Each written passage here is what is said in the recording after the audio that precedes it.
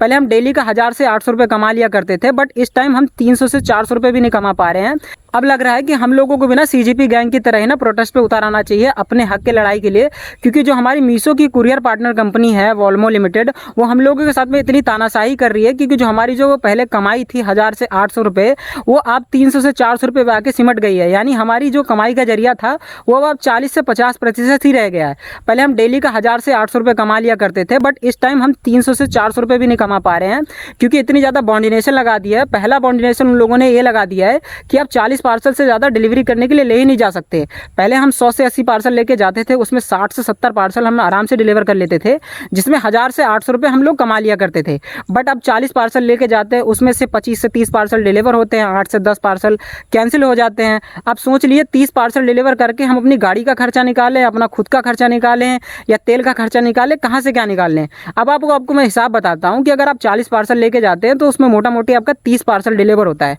अब आप 30 पार्सल को 14 से गुणा कर सकते हैं, यानी 420 रुपये बचे हम लोगों के। हाँ, 14 या 42 के हिसाब से यानी 420 रुपये बचते हैं। 420 रुपये में हम 100 रुपये का तेल काट लेते हैं, 50 रुपये का गाड़ी का एक्सपेंस काट लेते हैं सर्विसिंग का,